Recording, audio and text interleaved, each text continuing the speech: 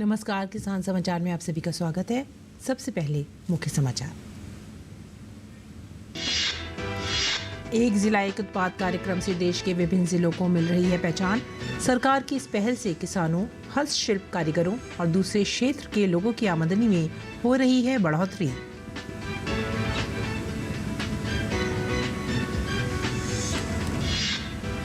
जम्मू कश्मीर में बर्फबारी और बारिश ने किसानों के लिए जगाई आशा। बारिश से बुआई के लिए अनुकूल परिस्थितियां बनने के साथ सरसों और सब्जियों की फसल पर पड़ेगा इसका भरपूर असर।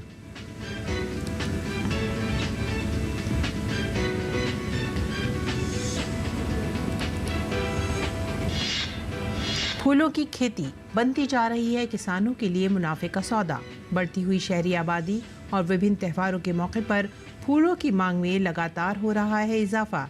नए साल के स्वागत के लिए फूलों की बढ़ी मांग।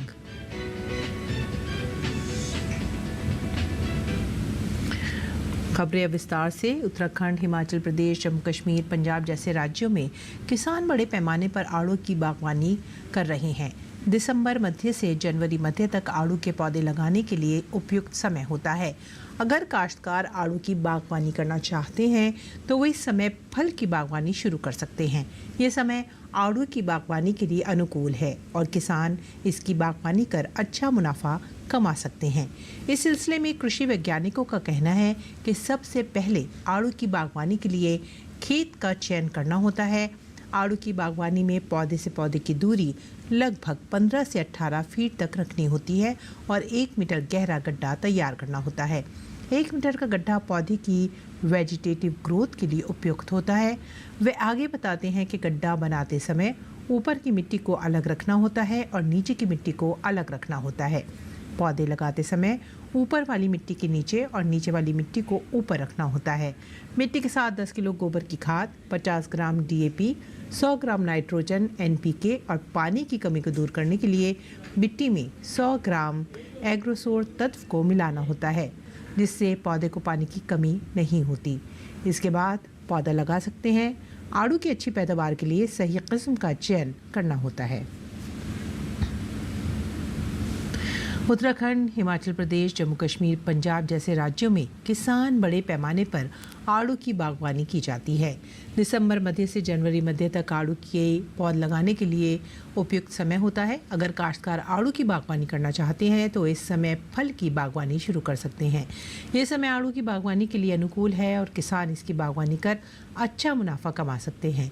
उत्तराखंड के श्रीनगर गढ़वाल के अपर प्रशिक्षण अधिकारी उद्यान विभाग पुरुषोत्तम बडोनी ने लोकल 18 बताया कि सबसे पहले आड़ू की बागवानी के लिए खेत का चयन करना होता है।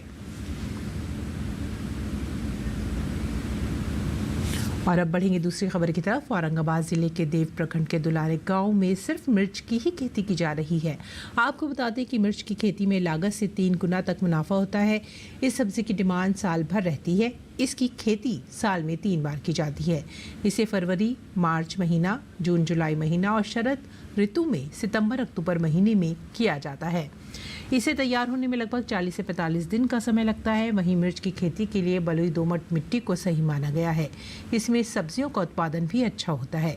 मिर्च की खेती में प्रति एकड़ लगभग 25,000 का खर्च आता है।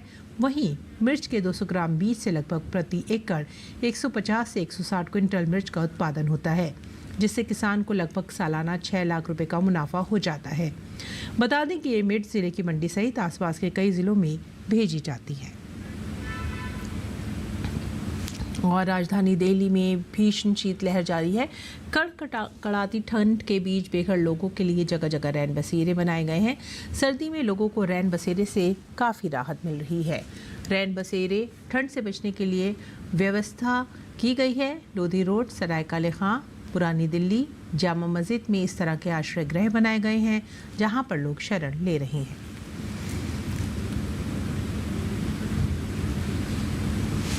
खाद्य प्रसंस्करण मंत्रालय के प्रधानमंत्री formalisation of micro food processing enterprise scheme के तहत एक जिला एक उत्पाद कार्यक्रम से देश के विभिन्न जिलों को जहां पहचान मिल रही है, वहीं ये किसानों, हस्तशिल्प कारीगरों और दूसरे क्षेत्र के लोगों की आमदनी बढ़ाने का भी काम कर रहा है।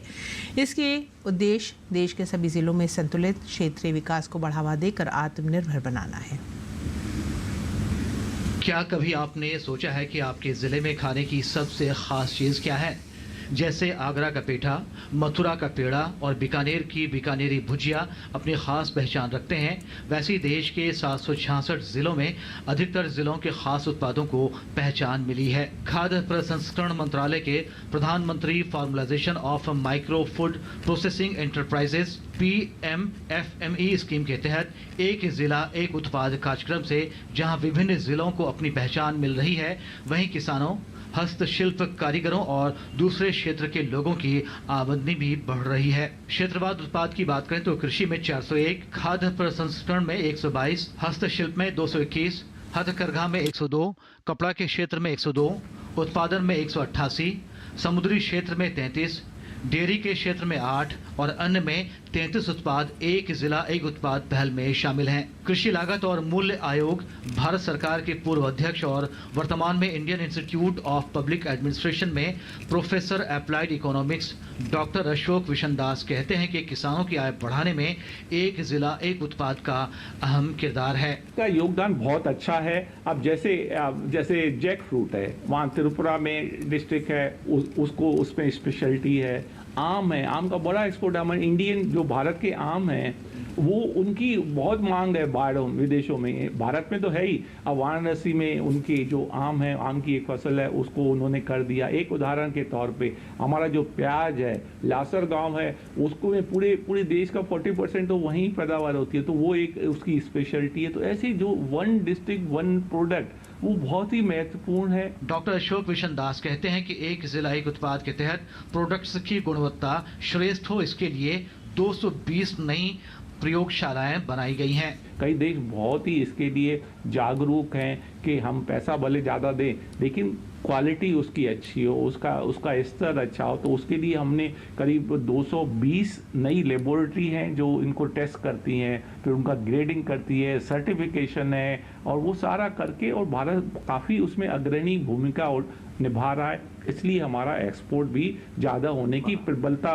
जो संभावना की प्रबलता बहुत ज़्यादा है। एक जिला एक उत्पाद वाणिज्य और उद्योग मंत्रालय के उद्योग और आंतरिक व्यापार संवर्धन विभाग के तहत एक पहल है जिसका उद्देश्य देश और इसके लोगों को आत्मनिर्भर बनाने के प्रधानमंत्री के विजन को आगे बढ़ाना है। देश के सभी जिलों में संतुलित क्षेत्रीय विकास को बढ़ावा देकर आत्मनिर्भर बनाना भी इसका मकसद है। इस योजना में देश के हर जिले से एक अनोखे उत्पाद का चयन, ब्रांडिंग और प्रचार किया जाता है। इसमें देश भर के उत्पादों की अलग अलग सीरीज को शामिल किया जाता है, जिसमें हथकरघा और हस्तशिल्प सबसे प्रमुख हैं। इस योजना के तहत जिलों के उत्पादों को बढ़ावा देने के लिए कौशल विकास, वित्तीय सहायता और बाजार पहुंच जैसी सहायताएं दी जाती हैं। किसान समाचार के लिए शमीम अख्तर की रिपोर्ट। जम्मू कश्मीर के उधमपुर में हाल में हो रही बर्फबारी और बारिश ने किसानों के लिए एक नई उम्मीद की किरण जगा दी है। लंबे समय से बारिश का इंतजार कर रहे किसानों के चेहरे पर खुशी साफ तौर पर देखी जा रही है। किसानों का कहना है कि ये बारिश भले ही देर से हुई हो, लेकिन उनके लिए किसी वरदान से कम नहीं है। बारिश से न केवल मिट्टी में नमी आ गई है, बल्कि इससे गेहूं की फसल की बुआई के लिए अनुकूल परिस्थितियां बन गई हैं। इसके अलावा सरसों और सब्जियों की फसल पर भी इस बारिश का सकारात्मक असर पड़ेगा। किसानों ने बताया कि 4 महीने से बारिश नहीं हो रही थी और हाल में हुई बारिश से किसानों को काफ़ी राहत मिली है। बारिश हुई है, इससे किसानों को काफ़ी राहत हुई है। फसल जो लगी है, हमने सब्जी लगाई होती है जिसमें फूल गोभी है, बंद गोभी है, मूली है, शलगम है, पालक है, सरसों है, आलू की है। ये काफ़ी फसलें जो नुकसान में थी, आलू हमारा कोहरे की वजह से जल चुका है, बाकी की फसलें भी काफ़ी नुकसान हुआ है। चलो फिर भी चाह रहे हैं जो बारिश हुई है इसमें हमें थोड़ी राहत जरूर मिलेगी। बारिश अभी कोई 4 महीने के बाद हुई है। हम बहुत खुश हैं कि हमारी फसलें जो अच्छी तरह हो। पहले तो ऐसे ही हम दिक्कत में थे कि कैसे फसल उगाएंगे कैसे नहीं। फूलों की खेती अब किसानों के लिए मुनाफे का सौदा बनती जा रही है। बढ़ती हुई शहरी आबादी और विभिन्न त्योहारों के मौके पर फूलों की मांग में लगातार इजाफा हो रहा है। नए साल के स्वागत के लिए इन दिनों वाराणसी बाजार में फूलों की मांग में बढ़ोतरी हुई है, जिससे फूलों की खेती करने वाले किसानों की आय में भी उल्लेखनीय वृद्धि हुई है। किसानों को फूलों की खेती से अधिक मुनाफा होने लगा है। फूलों की खेती में कम पानी लगता है और इससे कीटनाशकों का कम उपयोग होता है। इसके अलावा फूलों की मांग साल भर बनी रहती है, जिससे किसानों की नियमित आय होती है। सरकार भी किसानों को फूलों की खेती के लिए प्रोत्साहित कर रही है। किसानों को बीज, खाद और सिंचाई के लिए सब्सिडी भी दी जा रही है। इससे किसानों को फूलों की खेती करने में काफ़ी आसानी हो रही है। भीड़ खरमास से जितना बढ़िया भीड़ था, आज बहुत बेसी भीड़ है। आदमी किसान और व्यापारी सब है, आर्डर है, इसलिए किसानों को व्यापारी को के सजावट है, दुकान है, हर बुके उससे दुकान खुलेगा। बहुत अच्छी है, ग्राहक अधिक है, रौनक भी अच्छी है किसानों की, व्यापारियों की। नए साल का के उपलक्ष्य में अच्छी मांग है न ग्राहकों की, इसलिए रौनक अच्छी है मार्केट में। राजधानी दिल्ली समेत उत्तर भारत के कई राज्य इस समय भीषण ठंड की चपेट में हैं। पहाड़ों पर हो रही बर्फबारी के चलते मैदानी इलाकों में तापमान तेजी से गिरा है। नए साल की शुरुआत में भी ठंड का असर कम होने की संभावना नहीं है। मौसम विभाग ने भी उत्तर भारत में शीतलहर का अलर्ट जारी किया है। पहाड़ों में बिछी बर्फ की चादर से मैदानी इलाकों में भी पारा गिरा है। पारा गिरने से दिन के तापमान में भी काफ़ी गिरावट आई है। हिमाचल प्रदेश में ऊपरी क्षेत्रों में न्यूनतम तापमान शून्य से काफ़ी नीचे दर्ज किया जा रहा है। मौसम विभाग ने 2 दिन शीतलहर बढ़ने का येलो अलर्ट भी जारी किया है, जिसके साथ ही जम्मू कश्मीर, लद्दाख, गिलगित बल्तिस्तान और मुजफ्फराबाद में आज ठंड बढ़ने और शीतलहर का अनुमान व्यक्त किया गया है। पश्चिमी उत्तर प्रदेश, हरियाणा और चंडीगढ़ में भी आज शीतलहर चलने की संभावना है। वहीं ओडिशा, असम, मेघालय, नागालैंड, मणिपुर, मिजोरम और त्रिपुरा में आज कुछ एक जगहों पर रात में घना कोहरा छाए रहने की संभावना है। हिमाचल प्रदेश में बर्फ से ढके इलाकों में सड़क मार्ग को साफ करने का कार्य भी तेजी से किया जा रहा है। इसके साथ ही बर्फबारी के कारण बंद अटल टनल को आपातकालीन वाहनों के लिए खोल दिया गया है, जबकि मनाली केलंग सड़क मार्ग पर 4x4 छोटे वाहनों की आवाजाही शुरू हो गई है।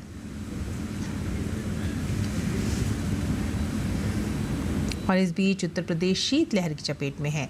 वहीं मैदानी इलाकों में कड़ाके की ठंड भी पड़ रही है और पहाड़ों पर जमकर बर्फबारी हो रही है। मौसम विभाग की वरिष्ठ वैज्ञानिक डॉक्टर शोमा सेन राय ने डीडी न्यूज संवाददाता अमरेंद्र गुप्ता के साथ खास बातचीत में कहा कि वेस्टर्न डिस्टर्बेंस के कारण देश के विभिन्न राज्यों में हो रही बारिश के बाद अब राजधानी दिल्ली सहित पूरे उत्तर भारत में ठंड बढ़ रही है, जो आने वाले समय में और ज्यादा बढ़ेगी।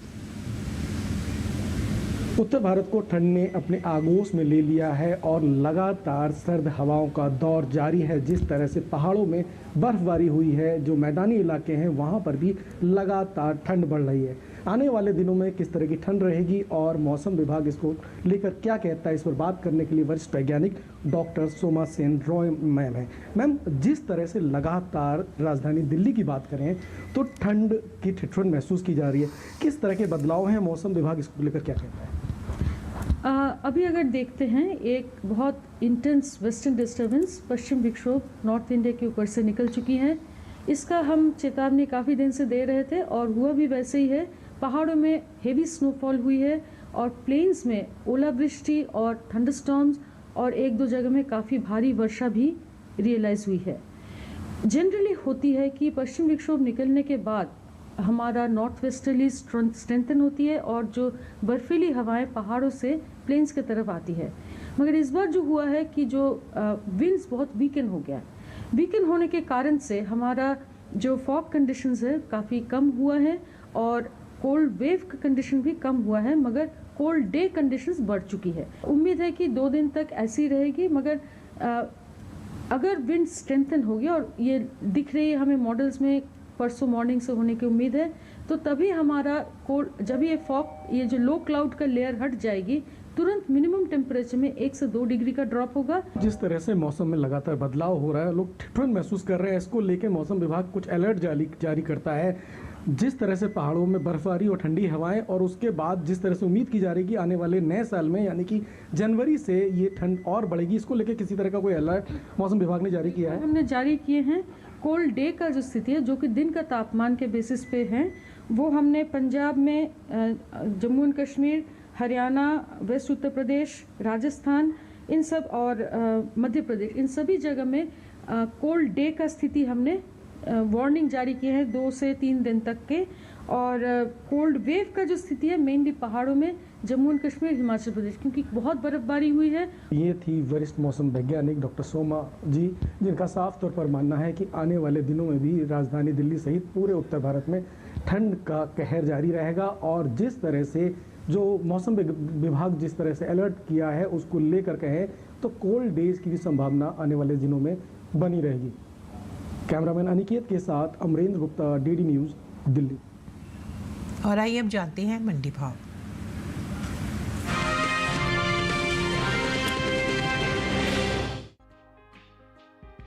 मंडियों में इन दिनों सेब की आवक सामान्य है। हाजिर भाव की बात करें तो एगमार्कनेट के मुताबिक गुजरात की गोंडल मंडी में 28 दिसंबर को सेब का भाव था 10,000 रुपए। 30 दिसंबर को इसके भाव में 1,000 रुपए की तेजी आई और भाव हो गया 11,000 रुपए। हालांकि हरियाणा की गुरुग्राम मंडी में बीते 2 दिनों के दौरान सेब के भाव स्थिर रहे। यहां 28 और 30 दिसंबर को सेब 7,500 रुपए पर बिका। इसी तरह जम्मू कश्मीर की नरवाल मंडी में 28 दिसंबर को सेब का भाव रहा 9,000 रुपए। 30 दिसंबर को इसके सौदों में कोई फेरबदल नहीं हुआ और भाव 9,000 रुपए पर बना रहा। जबकि महाराष्ट्र की पुणे मंडी में इस दौरान सेब के सौदों में मजबूती के साथ कारोबार हुआ। यहाँ 28 दिसंबर को सेब का भाव था 10,000 रुपए। 30 दिसंबर को इसके सौदों में 1,000 रुपए का उछाल आया और भाव 11,000 रुपए हो गया। वहीं बात सेब की पैदावार की करें तो इस साल घरेलू स्तर पर देश में सेब की पैदावार में बढ़त देखने को मिल सकती है। कृषि मंत्रालय की ओर से बागवानी फसलों के लिए तीसरे अग्रिम अनुमान के ताजा आंकड़ों को जारी किया गया है, जिसके मुताबिक साल 2023-24 के दौरान घरेलू स्तर पर सेब की उपज 26,99,000 मीट्रिक टन होने का अनुमान जताया गया है। जबकि बीते साल इस दौरान सेब की पैदावार 26,75,000 मीट्रिक टन रही थी। यानी इस साल सेब की पैदावार में 24,000 मीट्रिक टन की बढ़त देखने को मिल सकती है। उम्मीद है कि इसका असर सेब के बाजार भाव पर पड़ सकता है। सेब के निर्यात पर नजर डालें तो एपीडा की ओर से हाल ही में जारी ताजा आंकड़ों के मुताबिक सेब के निर्यात में कमी आई है। वित्त वर्ष 2023-24 के दौरान देश से होने वाले सेब का निर्यात 21,852 मीट्रिक टन का हुआ है, जबकि बीते साल इस दौरान सेब का निर्यात 52,875 मीट्रिक टन का हुआ था। यानी साल 2023-24 के दौरान सेब के निर्यात में 31,023 मीट्रिक टन की कमी देखने को मिली है। बता दें कि भारत ने सबसे ज्यादा सेब का निर्यात नेपाल, बांग्लादेश, भूटान, कतर और मालदीव और ग्रीस के अलावा दूसरे और कई देशों को किया है।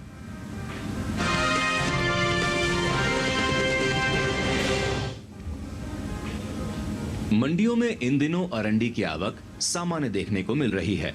सोमवार को गुजरात की ज्यादातर मंडियों में अरंडी बिकवाली के लिए पहुंची।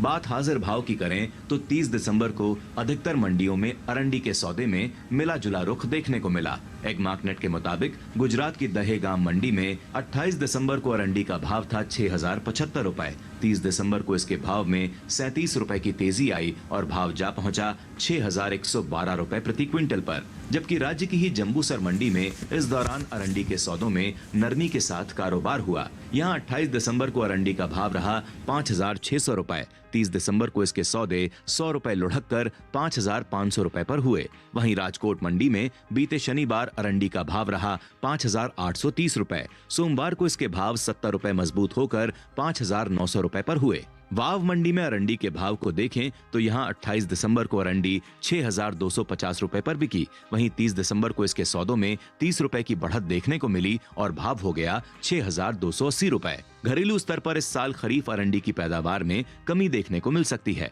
कृषि मंत्रालय ने कुछ समय पहले ही अंतिम अग्रिम अनुमान को जारी किया है, जिसके मुताबिक साल 2023-24 के दौरान देश में खरीफ अरंडी की पैदावार 19,59,000 टन होने का अनुमान जताया गया है। जबकि बीते साल इस दौरान खरीफ अरंडी की उपज 19,80,000 टन रही थी। यानी इस साल खरीफ अरंडी की पैदावार में 21,000 टन की कमी देखने को मिल सकती है, जिसका असर अरंडी के बाजार भाव पर पड़ सकता है।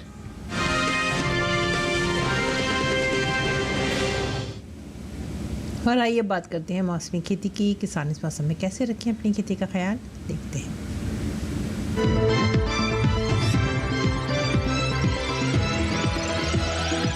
नमस्कार, आप देख रहे हैं डीडी किसान। मैं हूं AI कृष और आज हम कर्नाटक, आंध्र प्रदेश और तेलंगाना में होने वाली खेती किसानी से संबंधित सलाहों के बारे में पूरी जानकारी देंगे।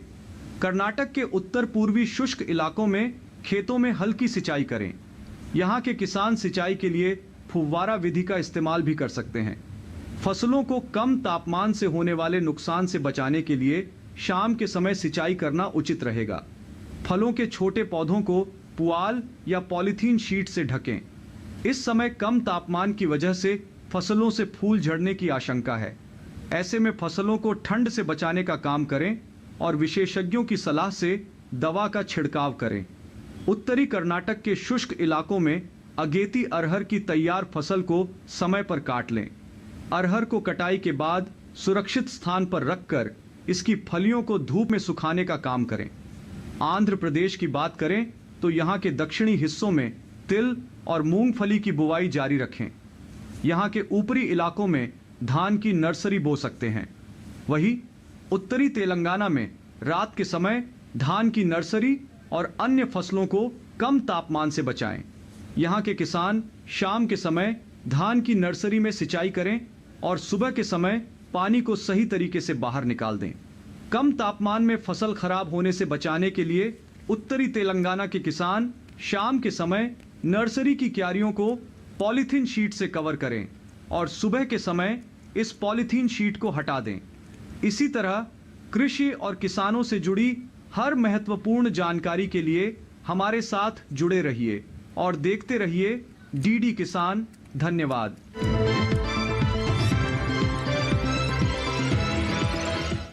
और आइए अब जानते हैं कुछ खास खबरें। दिल्ली चुनाव से पहले भारतीय जनता पार्टी ने पोस्टर जारी कर आम आदमी पार्टी सरकार पर किया हमला। कहा, आप भारत की सबसे भ्रष्ट और बेईमान पार्टी। दिल्ली पुलिस ने अवैध बांग्लादेशी घुसपैठियों के खिलाफ कार्रवाई तेज कर दी है। दिल्ली पुलिस ने निजामुद्दीन, कालिंदी कुंज, शाहीन बाग और सरिता विहार जैसे क्षेत्रों से 12 बांग्लादेशी घुसपैठियों को हिरासत में लिया है।